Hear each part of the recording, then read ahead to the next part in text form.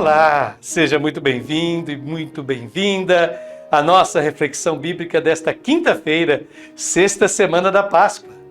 Nos propomos a refletir com todos vocês sobre o evangelho proposto pela liturgia de hoje, ou seja, o Evangelho de João, capítulo 16, versículos de 16 a 20. O nosso texto de hoje inscreve-se na segunda parte do Evangelho de João, que podemos denominar de Livro da Glória, pois é chegada a hora de Jesus, na qual ele, mediante sua paixão, morte e ressurreição, atingirá o objetivo de sua missão nesta terra. Antes disso, porém, Jesus prepara o ânimo de seus discípulos, dá-lhes esperança e coragem mediante 2 longos discursos e uma oração. O nosso texto, João capítulo 16, versículos de 16 a 20, encontra-se justamente no interior do segundo discurso de despedida de Jesus, que vai do capítulo 15, versículo 1 até o 16, versículo 33. Então nós estamos dentro do segundo discurso de despedida. A passagem de hoje encontra-se no último grande conjunto do segundo discurso de despedida, o qual inicia-se no capítulo 16, versículo 4b, e se conclui no versículo 33 deste mesmo capítulo que estamos lendo, 16. O que está pegando aqui, como as pessoas falam hoje em dia, né? Os jovens principalmente, o que está pegando aqui é a questão da partida iminente de Jesus e a reação de tristeza, palavra grega lipe, que toma conta dos seguidores de Jesus. A tristeza está dominando essa passagem, esse segundo bloco do segundo discurso de despedida de Jesus. A tristeza dos seus seguidores, ao saber que ele partirá. Ao concluir esse segundo discurso de despedida, Jesus deixa claro, abre aspas, eu vos disse essas coisas para que em mim tenhais a paz. No mundo tereis aflições, mas tende coragem. Eu venci o mundo. Está lá em João, capítulo 16, versículo 33, que é aquele que conclui esse segundo grande discurso de despedida. A palavra aflições ou tribulações, em grego é tripsis, une-se à palavra tristeza. Então, aflições e tristeza. Vejam bem, é o que está predominando, que Jesus observa entre os seus discípulos. A fim de remediar essa aflição, essa tristeza, o evangelista apresenta 2 grandes argumentos. Vejamos. O primeiro argumento, que é de ordem pneumatológica, ou seja, tem a ver com o Espírito Santo de Deus. Esse primeiro argumento está em João capítulo 16, versículos de 4b a 15, que é a passagem imediatamente anterior à nossa de hoje.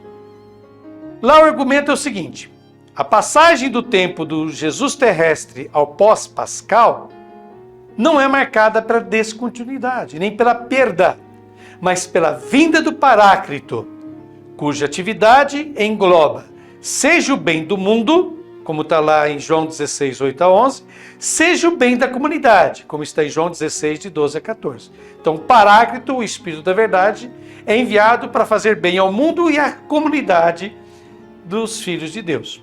Então esse é o primeiro argumento, de ordem pneumatológica, para tirar a tristeza do coração dos seus seguidores. O segundo argumento, que é o texto no qual se encontra o evangelho de hoje, o segundo argumento é de ordem antropológica, ou seja, humana, que descreve a existência da pessoa de fé, apresentando-a como uma passagem da tristeza à alegria. A pessoa de fé, ela vai passar da tristeza à alegria, como está lá em João capítulo 16, de 16 a 24.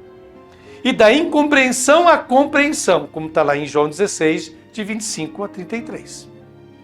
Portanto, o texto do Evangelho de hoje, João 16, 16 a 20, constitui uma parte desse segundo argumento para levantar a moral, a esperança e a alegria dos seguidores de Jesus. Porém, ele não é tão bem sucedido nessa tentativa. Várias vezes, a reação dos discípulos expressa a incompreensão da parte deles. Inclusive no texto do Evangelho de hoje. Os versículos 17 a 18 são uma contestação, um sinal de incompreensão dos discípulos. Vamos lê-los agora. abre aspas, alguns dos meus discípulos comentavam, alguns dos seus discípulos comentavam, o que significa isso que ele nos diz? Um pouco de tempo e não mais me vereis. E outra vez, um pouco e me vereis. E eu vou para junto do Pai. Diziam, o que significa esse pouco de que fala?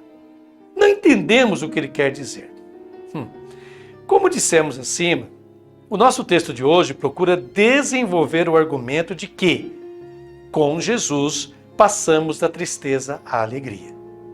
Ele mesmo se dirige aos discípulos dizendo, abre aspas, em verdade vos digo, vós chorareis e vos lamentareis, mas o mundo se alegrará. Vós ficareis tristes, mas a vossa tristeza se transformará em alegria. É o versículo 20 do capítulo 16, que encerra, inclusive, o evangelho de hoje. As palavras de Jesus estão repletas de conteúdo afetivo. Ele menciona chorar, lamentar-se, alegrar-se, entristecer-se, ter alegria. Interessante notar que Jesus usa de uma expressão enigmática para descrever a sua presença constante entre os seus seguidores, mesmo após a sua morte. Jesus diz no início do evangelho de hoje, no versículo 16 do capítulo 16, um pouco de tempo e não mais me vereis. E outra vez, um pouco e me vereis. Claramente, Jesus refere-se à sua morte. É o primeiro um pouco de tempo. Não me vereis, porque tem uma morte, ele vai morrer, que o retirará da vista de seus discípulos. Porém, esse é um evento passageiro, não definitivo, pois eles tornarão a vê-lo. É o segundo um pouco, porque ressuscitará. Não se trata, então, da segunda vinda de Cristo à Terra, esse segundo um pouco, a chamada parousia, a segunda vinda de Cristo ao mundo. Não, mas da sua presença entre os seus mediante o Paráclito, o Espírito da verdade.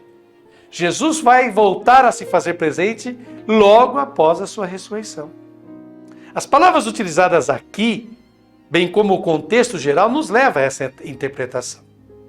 Impressiona o fato de que as questões presentes neste discurso já haviam aparecido exaustivamente no capítulo 14 do Evangelho de João. Inclusive, há uma frase muito próxima ao versículo que lemos acima. Abre aspas. Não se perturbe, nem se atemorize o vosso coração. Ouviste o que vos disse, eu vou, mas voltarei a vós. Se me amasseis, ficaríeis alegres, porque eu vou para o Pai, pois o Pai é maior do que eu. Está lá no capítulo 14, versículos 27c a 28. No entanto, não é mais o destino de Jesus que necessita de esclarecimentos, mas o destino dos discípulos. E aqui está o motivo da tristeza deles, da aflição deles. O que será de nós?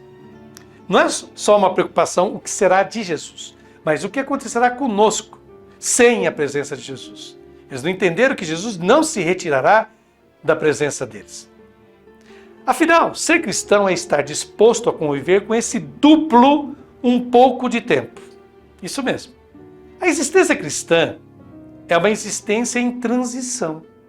É uma existência em luto, que experimenta a superação do seu estado negativo através da respectiva experiência da presença imediata de Jesus. A existência dos discípulos é apresentada como um movimento que vai da tristeza, em grego lipe, à alegria, hará, em grego também. O argumento implementa ou usa duas oposições. O argumento usado para dar coragem aos seguidores de Jesus. Antes de tudo, a tristeza dos discípulos, experimentada diante da morte de Cristo, contrasta com a alegria própria do mundo, o cosmos. Este último, o cosmos, é a figura de todos os que não creem em Cristo, que pensa ter acabado com o revelador, por tê-lo crucificado. O mundo, ao crucificar Jesus, pensa, acabamos com ele, eliminamos o problema. E aqui o mundo representa tanto as autoridades religiosas como o Império Romano. e por isso o mundo se alegra. Porém, é uma alegria passageira e efêmera. A tristeza dos discípulos tem, portanto, uma dupla causa: o desaparecimento definitivo de Jesus e o fato de serem expostos a um mundo ameaçador. Não é, porém, inevitável, como mostra a segunda oposição, que articula a passagem dos discípulos da tristeza à alegria.